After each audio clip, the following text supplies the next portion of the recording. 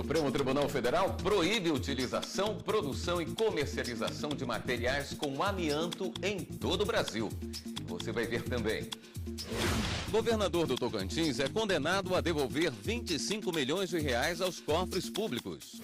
Tribunal de Justiça de São Paulo nega indenização a fotógrafo que perdeu um olho durante protesto em 2013. Levantamento da Anatel aponta redução nas reclamações contra empresas de telefonia e internet.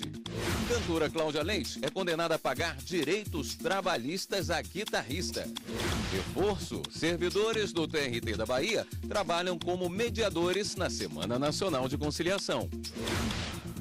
Essas e outras notícias agora, no Jornal da Justiça.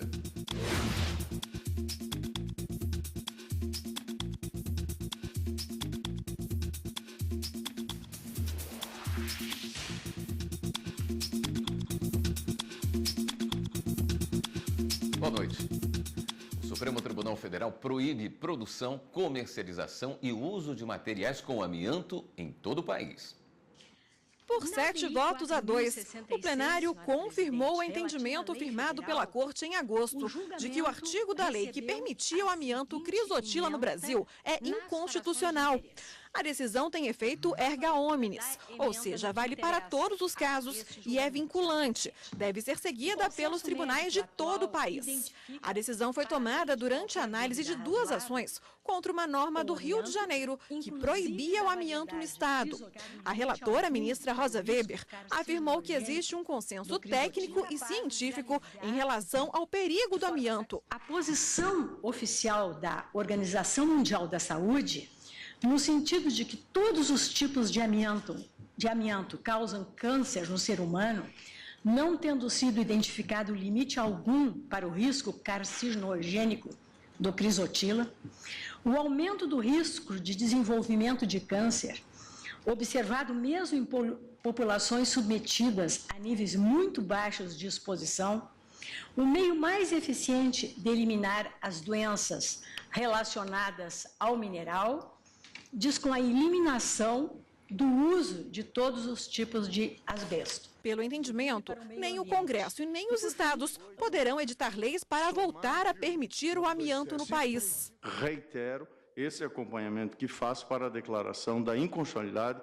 desse artigo 2º da lei federal. Eu acho que a questão está resolvida pró e contra. As leis que estão permitidas são constitucionais e as leis locais que são proibitivas são constitucionais. Decisão tomada na ação direta, da qual eu fiquei redator por acórdão de relatoria originária do ministro Marco Aurélio, a ação direta 3937, a decisão ali tomada tem eficácia geral plena para todo o território nacional e não apenas em relação ao âmbito do Estado de São Paulo, ali, a legislação que ali se julgava. Nesses casos, nós declaramos a inconstitucionalidade não apenas da norma, mas da matéria. A utilização do amianto tipo crisotila, tanto como do outro tipo que é extremamente mais severo, quer dizer, que essa utilização ofende postulados constitucionais e, por isso, não pode ser objeto de normas autorizativas. Talvez, ministro Celso, nós estejamos caminhando, como eu disse, para um reconhecimento de que as matérias, sendo idênticas, sejam declaradas inconstitucionais. O ministro Alexandre de Moraes divergiu parcialmente. Se a lei federal proíbe todo tipo de amianto, ela não dá espaço para legislação estadual estabelecer uma proteção maior à utilização mesmo da crisotila, se já está vedado totalmente. Mesmo de forma incidental, se o Supremo Tribunal Federal entende que, no Brasil, hoje, fabricação, comercialização, utilização de amianto é proibido, é no Brasil todo. Já o ministro Marco Aurélio defendeu o uso do amianto na variedade crisotila, menos nociva. Reporto-me simplesmente ao voto que proferi na ação direta de inconstitucionalidade por mim relatada a 3.937, que farei transcrever nos dois processos que estão em apreciação na bancada. O governador do Tocantins, Marcelo Miranda, é condenado a devolver 25 milhões de reais aos cofres públicos. A ação movida pelo Ministério Público Federal de Tocantins em agosto de 2008 se refere à contratação sem licitação autorizada pelo então governador Marcelo Miranda da OCIP Brasil para gerir os hospitais estaduais, além do desvio de recursos públicos da saúde nos anos de 2003 e 2004. A empresa passou a receber grandes repasses de dinheiro público para gerir 14 hospitais públicos em 12 municípios do estado, que eram administrados por um escritório que funcionava em Palmas com somente 2 pessoas.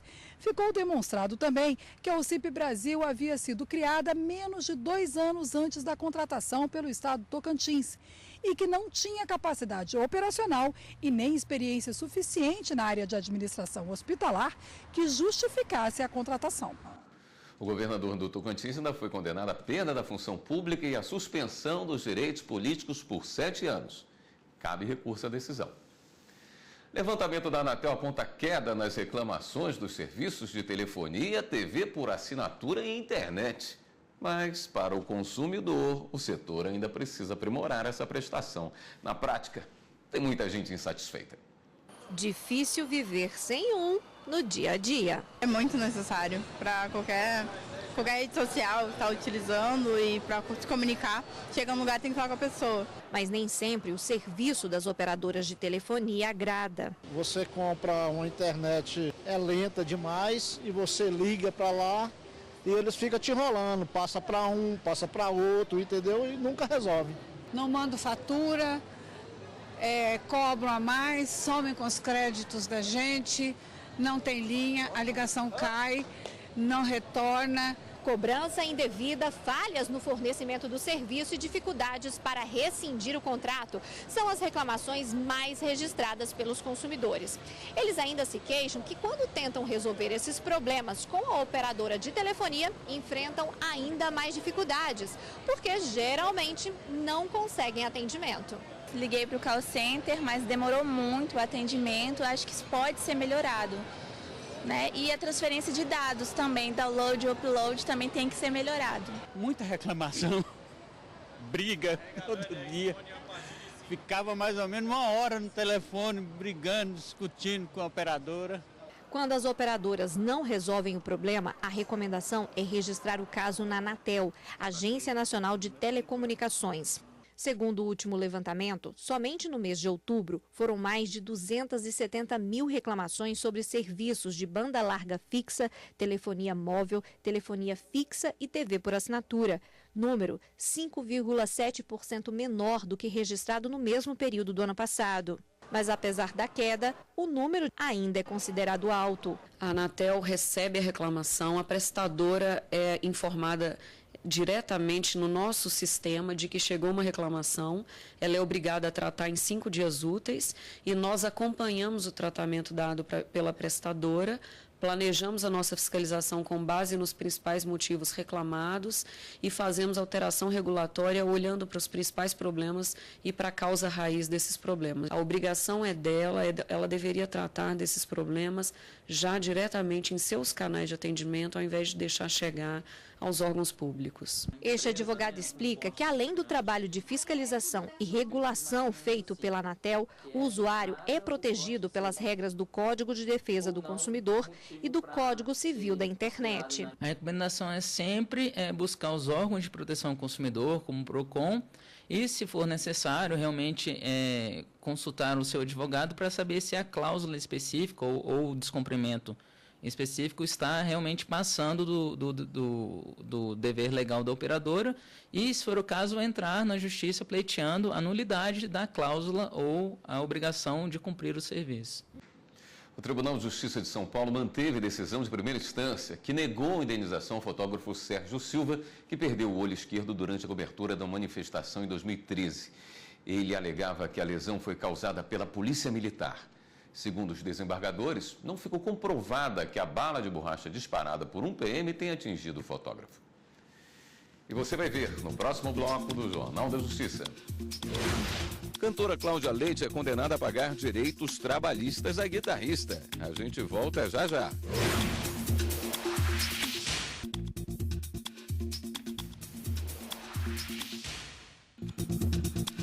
Cristiane Renata Coelho, acusada de assassinar o filho autista de 9 anos e de tentar matar o então marido com veneno em 2014, foi condenada a 32 anos de prisão pelo Tribunal do Júri de Fortaleza.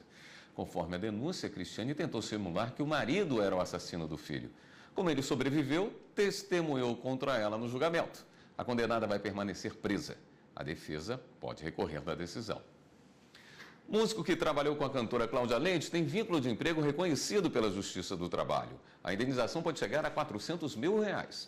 A cantora Cláudia Leite foi condenada pelo Tribunal Regional do Trabalho da Bahia a fazer o registro na carteira de trabalho de um músico que a acompanhou de 2009 a 2014. A decisão de primeiro grau, mantida pela 5ª turma do TRT baiano, obriga a cantora e a Ciel Empreendimentos, empresa que gerencia a carreira da artista, a pagarem aviso prévio, 13º salário, férias, multa de 40% do FGTS e também o seguro-desemprego. Ficou constatado nos autos de que o reclamante ele fazia uma média de 10 a 12 shows por mês, somente para a Cláudia Leite.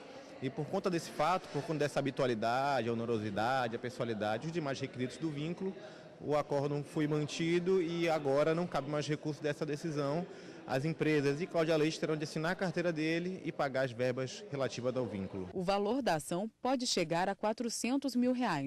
A assessoria da artista preferiu não se manifestar sobre o assunto. Justiça Trabalhista declarada competente para julgar a ação de uma motorista aposentada por invalidez contra a seguradora que se recusou a pagar a indenização prevista. A seguradora havia afirmado que a Justiça do Trabalho era incompetente para a solução do litígio por se tratar de um contrato regido pelas regras do direito privado. A primeira e a segunda instâncias entenderam que o caso fugia à competência material da Justiça do Trabalho por não haver relação de emprego entre a profissional e a seguradora. A motorista recorreu ao TST. Na 3ª turma, o relator do caso, o ministro Alexandre Agra Belmonte, ressaltou que, a partir da Emenda Constitucional 45 de 2004, a competência da Justiça do Trabalho foi ampliada, passando a incluir outros temas e ações oriundas da relação de trabalho. Para o relator, o que define a competência são o pedido e a causa de pedir, e na ação consta que, em decorrência do contrato de trabalho, a profissional é beneficiária de seguro de vida. Com isso, a turma aceitou por unanimidade o recurso e declarou a competência da Justiça do Trabalho. Os ministros determinaram o retorno do processo à vara do trabalho de origem. STJ aprova súmula que proíbe o uso do princípio da insignificância em crimes cometidos contra a administração pública. As súmulas são teses fixadas para consolidar o entendimento sobre um tema muito debatido. As súmulas editadas pelo Superior Tribunal de Justiça servem como referência para outros julgamentos. Recentemente, o tribunal aprovou a súmula 599, que diz que o princípio da insignificância não se aplica aos crimes contra a administração pública. O princípio da insignificância ou da bagatela segue a norma da intervenção mínima do Estado para que a atuação dele não seja exagerada diante de um crime incapaz de ameaçar ou lesar os direitos fundamentais do cidadão. O exemplo disso é alguém que furta, por exemplo, uma caneta como essa. Para a lei, esse é um crime que o valor do dano é tão pequeno que não justifica uma prisão.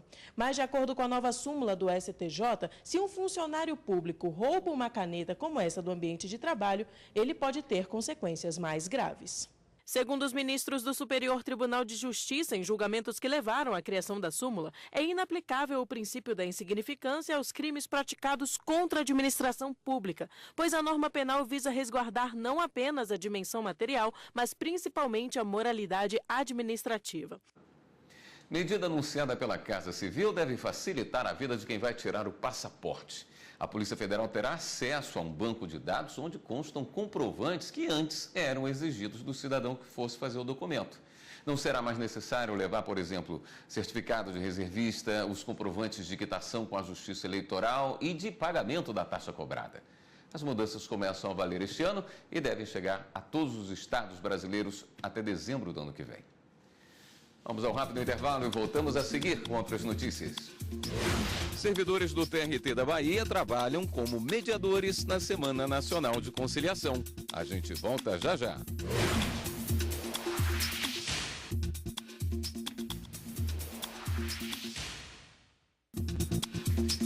Reportagem considerada sensacionalista leva a STJ a condenar 2 apresentadores de televisão. A TV Bandeirantes e os apresentadores Luciano Faccioli e Patrícia Maldonado vão ter que indenizar por danos morais 2 mulheres citadas em reportagem considerada sensacionalista. A decisão é da 3ª turma do Superior Tribunal de Justiça. De acordo com o processo, em 2012, o carro das vítimas foi parado em uma blitz e a motorista negou a fazer o teste do bafômetro. Os policiais discutiram com as mulheres e elas alegaram que os agentes teriam sido agressivos. Em seguida, a motorista fez o exame de sangue que deu negativo para álcool. O problema, segundo as autoras do processo, é que a reportagem da Band noticiou tudo de forma errada, além de dar a entender que elas usaram cargos públicos para intimidar os policiais. Alegaram também que os apresentadores fizeram comentários jocosos e ofensivos. O Tribunal de Justiça Paulista condenou a TV Bandeirantes e os apresentadores a pagarem R$50 mil para cada autora. Os 3 recorreram ao STJ. A Band alegou que a matéria foi de relevante interesse público e não ultrapassou os limites do direito de informar. Já os jornalistas alegaram que os comentários não ofenderam a honra das autoras. Mas o relator, ministro Vilas Boas Cueva, não aceitou os argumentos e disse que não podem ser toleradas as ocasiões em que, a pretexto de informar, os veículos de comunicação ultrapassam os limites do interesse público e atingem os direitos de personalidade. A decisão de condenar a Band, Faccioli e Maldonado foi unânime. O prêmio da Fundação de Previdência do Judiciário chega à 3ª edição e neste ano contou com 2 modalidades de premiação, concurso de frases e campanha de adesão. O objetivo foi alertar o servidor público para a importância da previdência complementar. Os premiados na campanha de adesão ao Plano de Previdência Complementar receberam troféus. Os 2 primeiros colocados em cada categoria ainda ganharam uma bolsa para participar de um congresso de fundos de pensão. Mas por que foram premiados? Eles conseguiram um maior número de servidores que aderissem ao plano da Fundação de Previdência do Judiciário. É importante para incentivar as adesões e também, principalmente, para tornar mais conhecida a Funpresp-Jude, né, para fazer com que as pessoas se interessem cada vez mais pela Previdência Complementar no âmbito dos patrocinadores da Fundação, que são o Poder Judiciário da União e o Ministério Público da União. Érica, do Tribunal Regional do Trabalho, no Rio de Janeiro, foi uma das premiadas. Se a gente quer ter uma vida mais confortável depois que se aposentar, com certeza a gente ter também esse respaldo de uma previdência complementar, né? Essa complementação na renda, com certeza vai favorecer nossa qualidade de vida. 11 servidores do Judiciário e cidadãos brasileiros também receberam um prêmio de R$ 500 a R$ 600 pelas melhores frases sobre previdência complementar.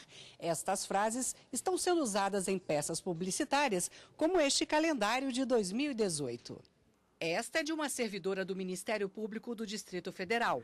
Um futuro mais sossegado tem o valor que você der a ele. E no país, fazer um plano de previdência complementar é uma preocupação cada vez maior. As regras de previdência nossa agora mudaram. O servidor não tem mais paridade da sua remuneração quando passa para inatividade e muito menos a média salarial. A partir de outubro de 2013, ele já se aposenta pelo teto do INSS. Se ele quiser algo mais, ele tem que ingressar na Funpresp. Como isso agora passou a ser uma preocupação no ingresso, é necessário que a gente comece a discutir essas questões para que os servidores já comecem a entender isso um pouco melhor, para poder tomar as decisões mais adequadas, de modo a evitar prejuízo futuro, né? O analista judiciário do Conselho Nacional de Justiça, Eduardo Gomes, já garantiu o plano dele há pouco mais de um ano. No momento que a gente mais vai precisar do benefício é no futuro. Então, nós estamos no momento em que a gente pode poupar para lá na frente conseguir um benefício um pouco melhor e ter uma qualidade de vida um pouco melhor na nossa terceira idade. Está suspensa a nova eleição no município de Bitiúra de Minas, marcada para o próximo domingo.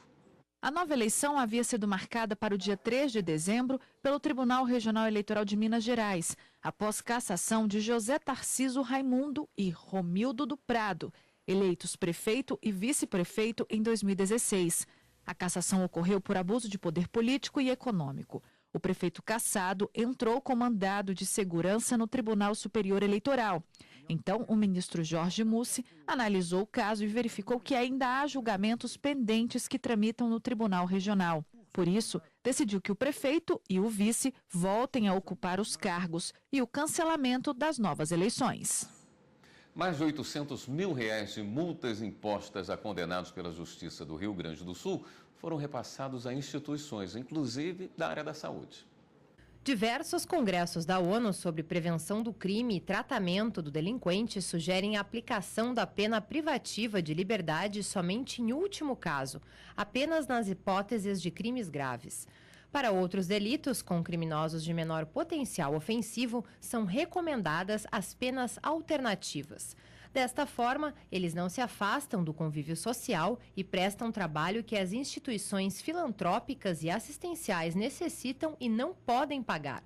No Brasil, as penas alternativas aplicadas aos delitos de baixa lesividade têm funcionado com elevado índice de ressocialização. A Vara de Execução das Penas e Medidas Alternativas, VEPMA, é responsável por fiscalizar e aplicar estas penas.